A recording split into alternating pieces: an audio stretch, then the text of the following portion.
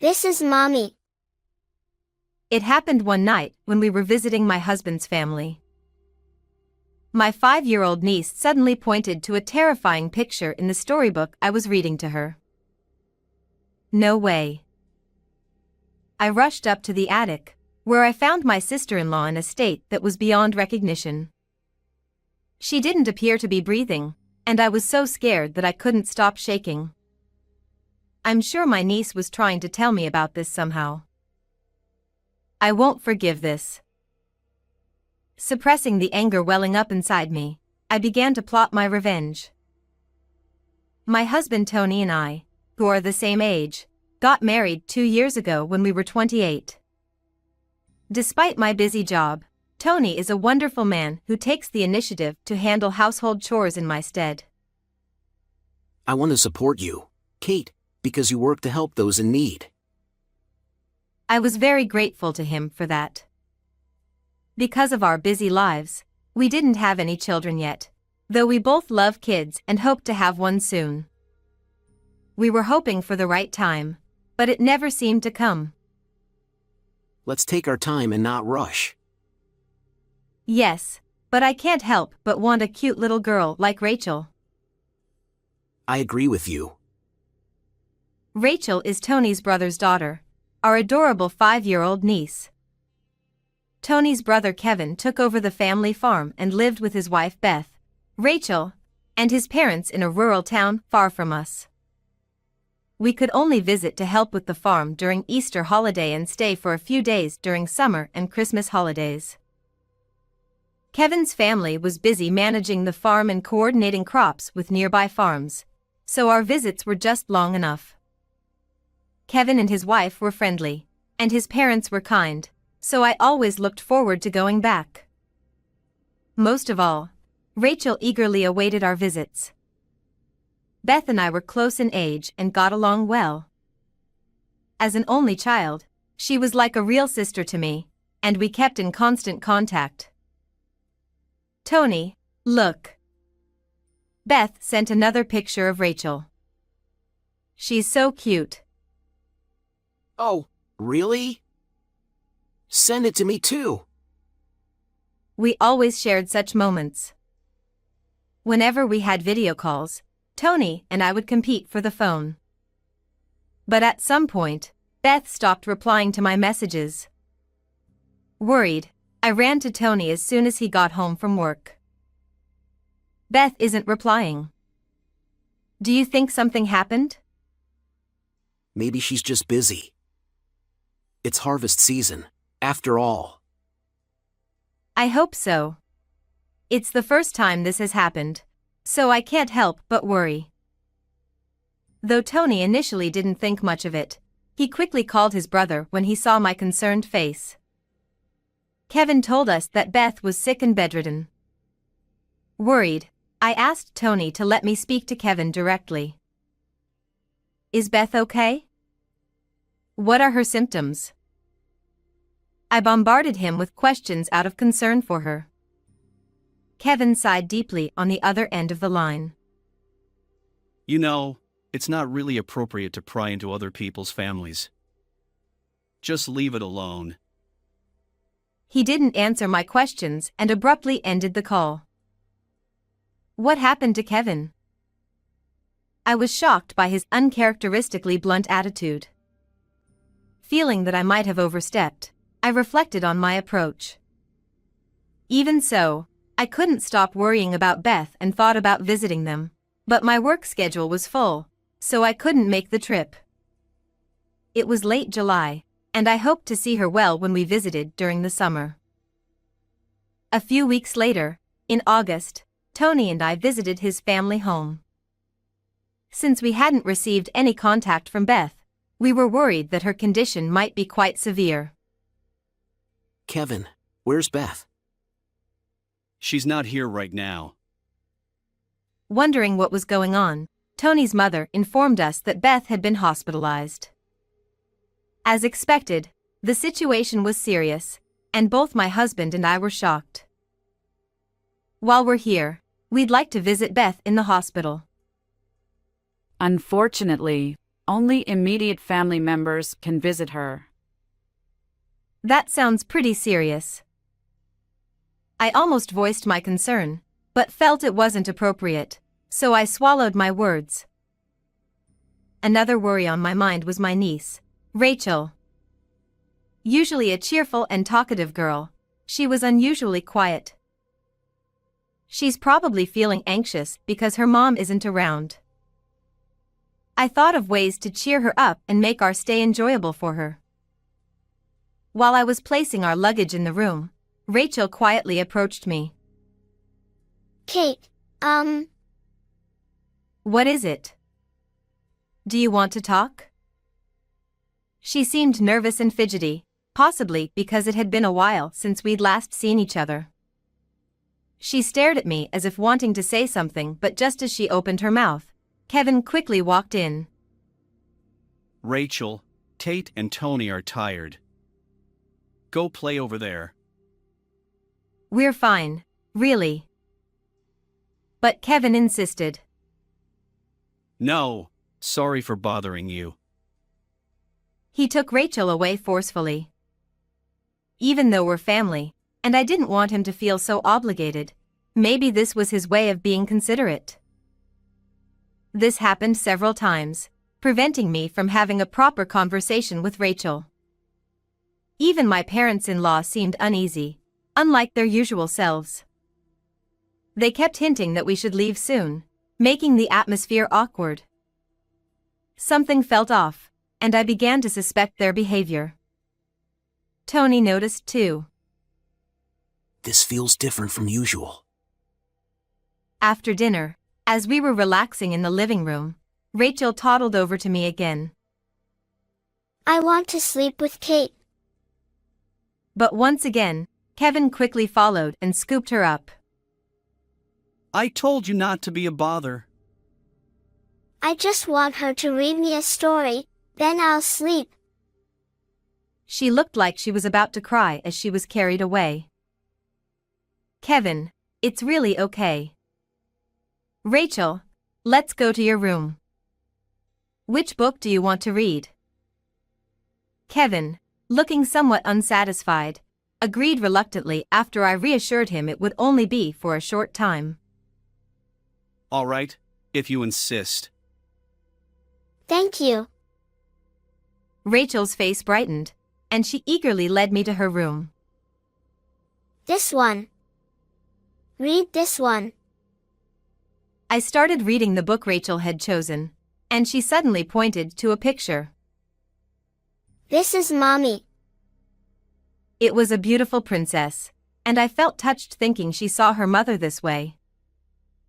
Your mommy is beautiful, isn't she? No, that's not it. What? She seemed to want to say more but fell silent, leaving me puzzled. After finishing the book, I patted her gently as she lay in bed. Rachel sadly whispered that she missed her mommy and soon fell asleep. When I returned to the living room, Kevin and his parents were waiting for me. Tate, did Rachel say anything? Nothing in particular. She fell asleep right after I read to her. Kevin looked relieved at my words. Then, his mother whispered something to him and turned to me with a smile. Thank you. Now that the child is asleep, it's time for the adults to enjoy. With drinks flowing, Tony, Kevin, and his parents were soon in a festive mood. As the night wore on, they all fell into a deep sleep. To check on Rachel, I went to her room and found her sound asleep, her face adorably peaceful. I watched her for a while, feeling a sense of calm, but I couldn't shake off the feeling about her behavior before bed. I picked up the storybook we had read and flipped through the pages until I saw the picture she had pointed to earlier. Suddenly, I realized how terrifying it was. No way. It can't be. But I have to be sure. Before I knew it, I was running up the stairs to the attic. When I opened the door, I was speechless. There was Beth, who I had been told was hospitalized, lying there emaciated and unrecognizable. Beth. I rushed to her, shaking her and calling her name, but there was no response. What should I do? I was trembling with fear, unsure if she was even breathing. I hurriedly and quietly woke my husband, who was sleeping. Tony was initially shocked but managed to carry her to the car and take her to the hospital without alerting the family. At the hospital, the doctor muttered, "Let's hope she makes it." Hearing this, I couldn't stop shaking with anger and sadness. There's no doubt Kevin and his parents are involved in Beth's condition. The anxious behavior since our arrival made sense now. I decided to gather evidence so they couldn't escape responsibility. The next morning, I'd like to take Rachel to the new shopping mall. How about everyone coming along? Tony suggested during breakfast. Rachel eagerly agreed, but the others were less enthusiastic. Kevin and his parents exchanged glances and seemed to communicate silently. You two take Rachel. We'll stay. Yeah, please take her. They clearly weren't interested in going. But Tony insisted. It doesn't make sense if the whole family doesn't go. Reluctantly, they agreed to come along. Once everyone got in the car, I pulled out my phone from my pocket. Oh, sorry. I have a work call. You go ahead. I'll catch up. What? Ignoring their surprise, Tony stuck his head out the window. Okay. He locked the car doors and drove off slowly. From inside the car, I could see Kevin and his parents desperately trying to say something to Tony, likely urging him to turn back. But Tony kept driving until the car was out of sight. Grateful to Tony, I started searching the house to find evidence against them. What I discovered enraged me. This is unforgivable. I resolved to seek justice for Beth. In the evening, Tony and the family returned. Rachel had fallen asleep and was being carried by Tony. I'll put her to bed. I'm also tired from driving, so I'll rest a bit. He took Rachel to her room. As I watched them, my mother-in-law approached. Kate, why didn't you come? We were waiting for you. I'm sorry. I got caught up with some work. That sounds tough. Did anything unusual happen? Were you in the living room the whole time? She kept questioning me about where I was and what I did after they left. Meanwhile, Kevin went to check the attic. Shortly after, he came running back to his parents. Mom! Dad! This is bad! Not here. Let's talk over there. Sensing it was something serious, they moved away from me to talk. They occasionally glanced my way while whispering. Curious, I approached them. What's going on? Kate, you haven't been to the attic, have you? She asked quietly, her eyebrows furrowed. I looked at her directly. Not today. I went yesterday. Is that a problem? Provoking them intentionally, I saw their reactions. What were you doing up there? He snapped, his demeanor changing. Where did you take Beth? What are you talking about? We locked her in the attic, but she's gone. You helped her escape. Kevin, furious, advanced on me. You must know! Tell us where she is. Their anxious expressions were evident. I took her to the hospital, but it was too late. You left her in that horrible state. Kevin smirked cruelly. Finally, she's gone for good. What are you people planning? It's none of your business. Right, Mom? Yes, Kate. What are you talking about?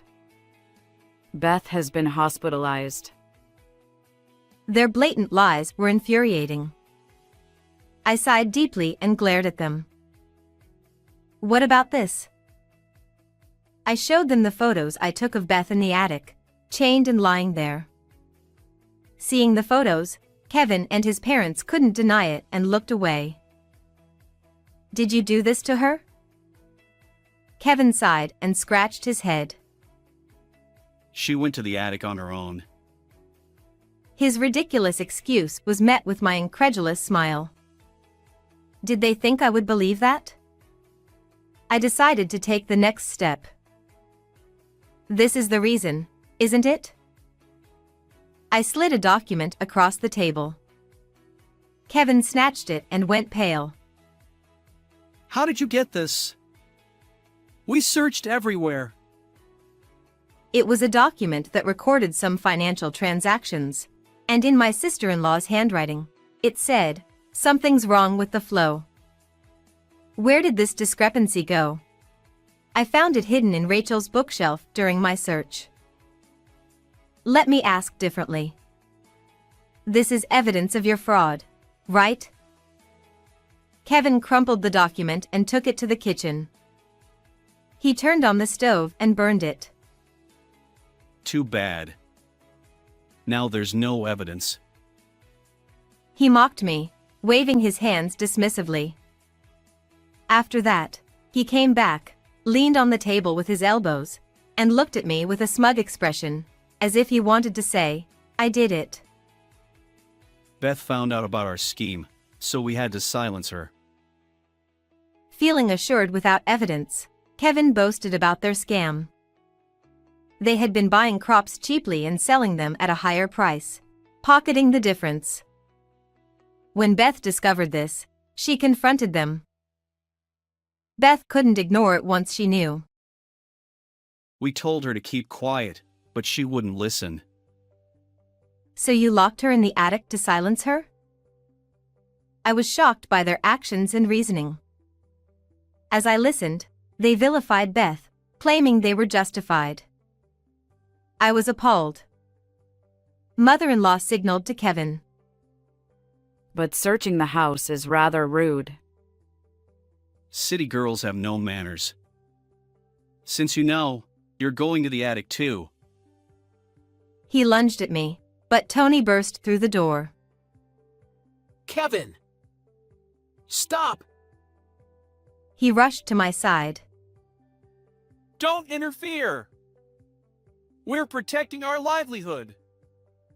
You were born and raised here, so you should understand. Kevin, who tries to forcefully do something to me, and my husband, who desperately tries to protect me. Tony grabbed Kevin by the collar. Enough!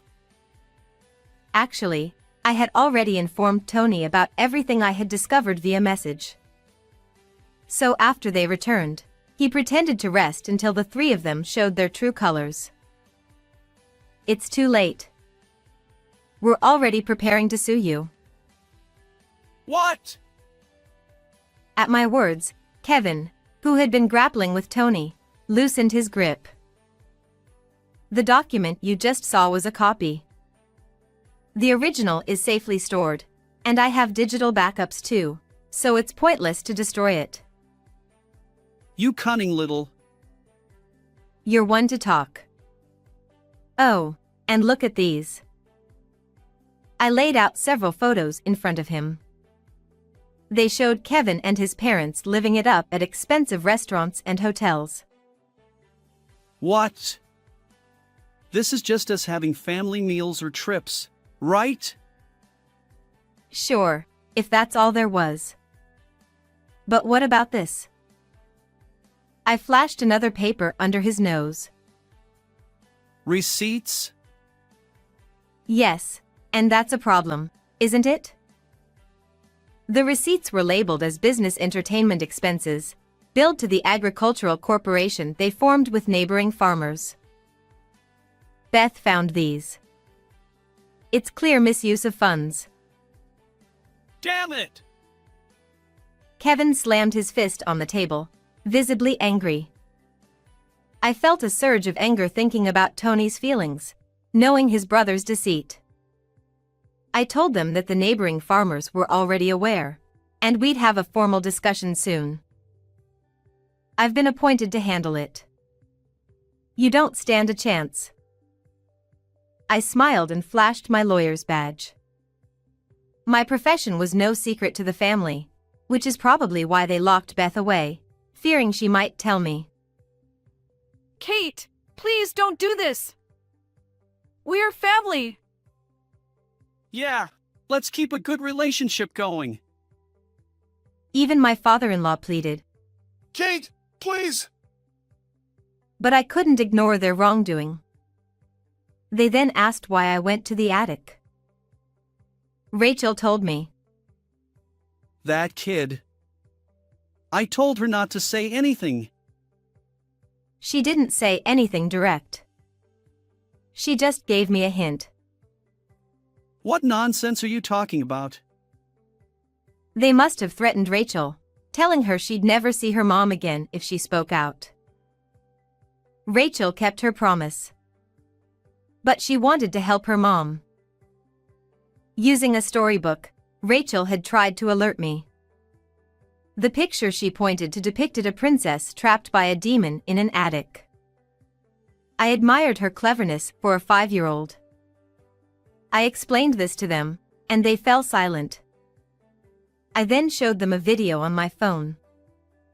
It was Beth, testifying from her hospital bed. What? How? I thought she was dead. They were stunned. Beth had been gravely ill when we brought her to the hospital, but the doctors saved her. She told me everything and asked for justice. We didn't feed her. How did she survive? Father-in-law and mother-in-law echoed his disbelief. Rachel played a big part. That brat again. Rachel had been sneaking food and water to her mother. Her compassion and intelligence were remarkable. I had no idea. They were at a loss for words. Watch the rest of the video. In it, Beth firmly stated her intention to file charges and divorce Kevin. Kate, you're a lawyer.